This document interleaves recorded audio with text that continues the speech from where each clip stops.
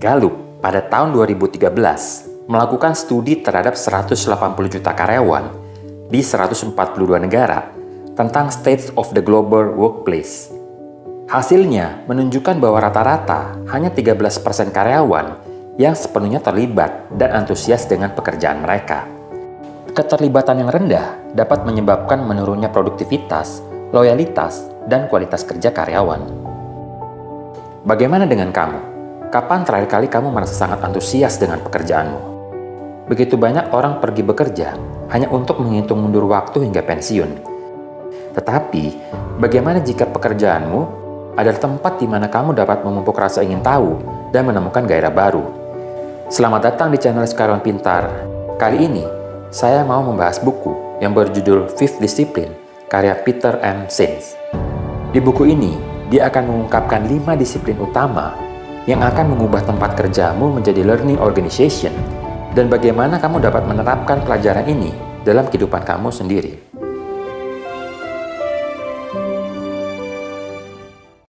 Pada umumnya, semua manusia mempunyai dorongan yang kuat untuk belajar, tetapi terkadang lingkungan kerja menghambatnya. Salah satunya dengan memberikan job description yang detail kepada karyawan. Ini dapat dengan mudah menghilangkan rasa keterlibatan karena mereka hanya melakukan tugas sesuai dengan job description-nya saja. Mereka tidak pernah berpikir tentang bagaimana mereka dapat belajar untuk memecahkan masalah yang lebih luas. Ketika terjadi kesalahan, mereka cenderung untuk menyalahkan orang lain. Mereka tidak dapat melihat apa yang terjadi di luar departemennya, sehingga mereka menjadi reaktif dan tidak memiliki rasa memiliki terhadap organisasi. Perusahaan juga menghambat kesempatan belajar ketika pekerjaannya menjadi terlalu reaktif, hanya memikirkan saat ini saja dan tidak memikirkan masa depan. Ibaratnya, seperti semua orang terus-menerus memadamkan api, tidak ada waktu untuk menganalisa berbagai hal atau mencari solusi kreatif untuk masa depan. Jika kamu hanya fokus pada apa yang terjadi pada saat ini, itu dapat mengarahkan pada apa yang disebut sindrom katak rebus. Ini adalah perumpamaan lama tentang seekor katak yang ditempatkan dalam panci berisi air dingin yang pada akhirnya akan mati mendidih jika panci tersebut dipanaskan secara bertahap. Perubahan berlangsung begitu lama sehingga katak tidak menyadari sampai semuanya terlambat. Terdapat 5 disiplin utama yang dapat diadopsi perusahaan untuk menjadi suatu learning organization. Disiplin-disiplin ini sangat praktis dan bisa berjalan dengan baik jika menjadi bagian dari kehidupan organisasi sehari-hari. Jadi, apa saja 5 disiplin utama itu? Yuk kita bahas satu persatu. Pertama, personal mastery. Personal mastery adalah penguasaan pribadi seseorang untuk mengembangkan dirinya secara personal dan profesional. Suatu pekerjaan akan menarik ketika memberi kesempatan untuk mengembangkan personal mastery-nya. Learning organization hanya bisa tercapai melalui individu yang belajar dan menunjukkan personal mastery tingkat tinggi, yaitu mereka yang menjalani hidup secara kreatif, bukan reaktif, dan terus-menerus melakukan peningkatan kompetensi dan keterampilannya. Semangat untuk belajar dan tumbuh terbentuk dari organisasi.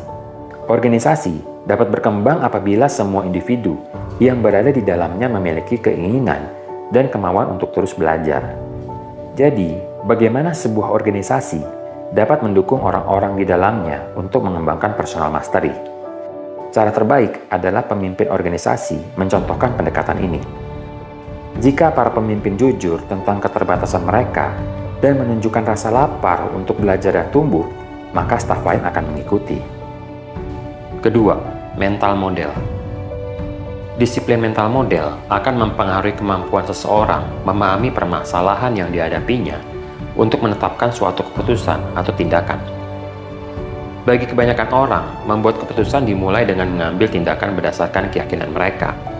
Misalnya, saya mungkin memutuskan untuk membeli mobil merek tertentu hanya berdasarkan bias pribadi saya terhadap pabrikan itu.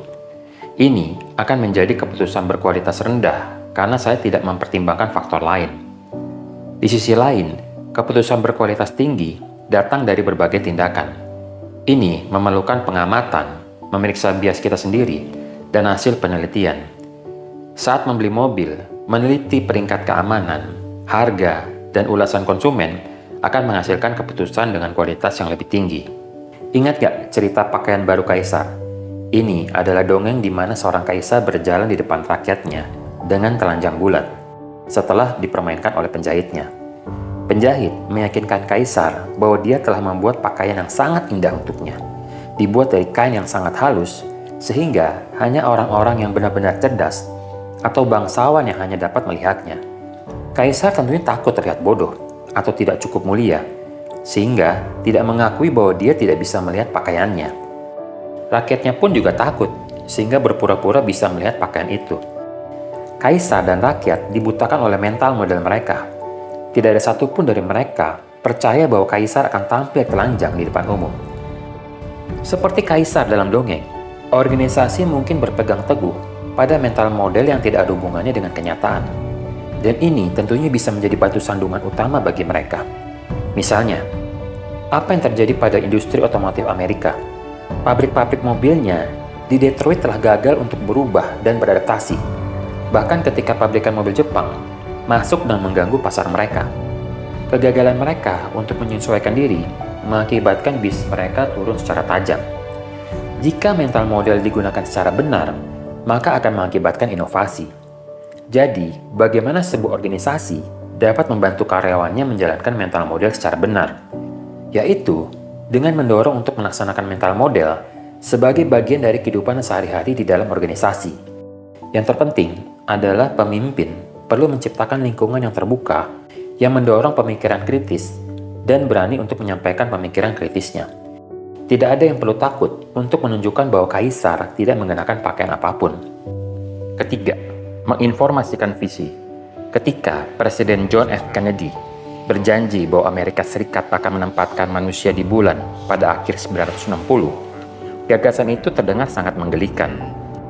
Dia membuat pengumuman ini pada tahun 1961, ketika satu-satunya roket yang bisa mencapai di bulan tidak membawa awak dan mendarat secara darurat ketika mereka sampai di sana. Tetapi, ternyata ide Presiden Kennedy tidak terlalu mengada-ada. Pada tahun 1969, astronot Neil Armstrong berhasil mendarat di bulan dan kembali dengan selamat ke bumi. Rencana Kennedy bisa berhasil karena visinya sudah disampaikan ke ilmuwan dan kontraktor program luar angkasa Amerika Serikat, dan mereka memberikan segalanya untuk mewujudkan visi tersebut. Disiplin ini menggambarkan begitu besar dan pentingnya peran seorang pemimpin sebagai penentu arah organisasi. Dengan mengkomunikasikan tujuan kepada seluruh anggota organisasi adalah tugas penting seorang pemimpin. Karena dengan mengkomunikasikan visi organisasi, seorang pemimpin sudah menumbuhkan kesadaran jangka panjang anggota organisasi untuk terus maju dan berkembang. Keempat, pembelajaran tim. Bayangkan, kamu mendengarkan suatu orkestra. Suaranya sangat indah sekali. Sepertinya semua musisi berbagi suara satu sama lain.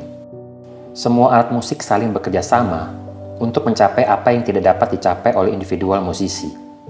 Orkestra yang baik adalah contoh sempurna dari tim yang bekerja sama dalam keselarasan. Setiap musisi mungkin sibuk melatih personal masternya, akan tetapi dalam orkestra mereka harus tetap selaras satu sama lain. Di tempat kerja, keselarasan seperti ini jarang terjadi. Walaupun mereka sudah berusaha sangat keras untuk selaras, tetapi itu tidak berhasil. Mengapa? Karena orang-orang ini tidak bisa bekerja sama satu sama lain. Jadi, bagaimana kita bisa menguasai pembelajaran tim?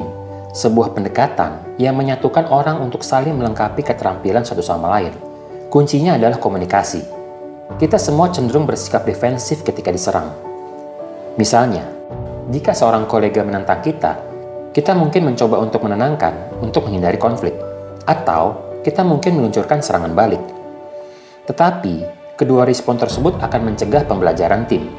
Karena tidak ada satupun dari tindakan itu yang benar-benar memungkinkan kita untuk berkomunikasi satu sama lain. Untuk menangani konflik, kamu harus melakukan dialog.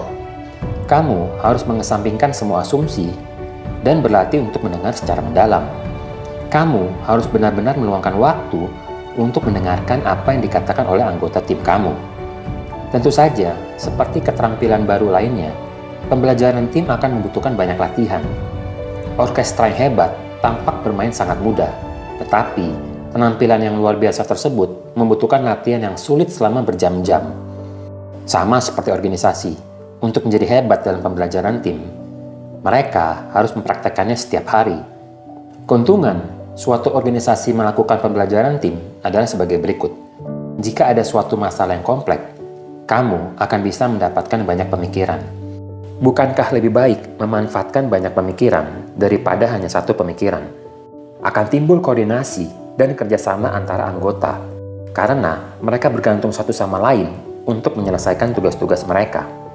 Akan terjadi pembelajaran antara anggota tim, karena mereka saling berinteraksi dan bekerja sama satu sama lain, sehingga akan menyebarkan pembelajaran ke seluruh anggota tim. Kelima, berpikir sistematis. Pemikiran sistematis mengajarkan kamu untuk menganalisa masalah secara keseluruhan, yaitu dengan memeriksa setiap aspek dan bagaimana pengaruhnya terhadap yang lain. Bayangkan, sebuah perusahaan dengan 3 departemen, manufacture, pemasaran, dan penelitian. Semua kepala departemen hebat dalam pekerjaannya. Mereka memiliki pemahaman yang jelas tentang masalah di departemennya. Tetapi, bagaimana jika mereka tidak tahu bahwa aktivitas departemennya akan mempengaruhi departemen yang lain? Jika itu tidak berubah, perusahaan secara keseluruhan tidak akan pernah memecahkan masalah mendasar yang lebih dalam. Teori sistematis belajar memahami sebab dan akibat. Kita berpikir sudah memahaminya, tetapi kebanyakan orang sebenarnya memiliki pendekatan berpikir yang sangat linear, yaitu A menyebabkan B, menyebabkan C. Pemikiran sistematis mengajarkan bahwa sebab dan akibat sebenarnya melingkar, yaitu A menyebabkan B, menyebabkan C, menyebabkan A. Pemikiran sistematis sangatlah penting untuk memperluas keterampilan berpikir dan peningkatan keterampilan pengambilan keputusan dengan memusatkan perhatian pada penyebab permasalahan dan perubahan sistem.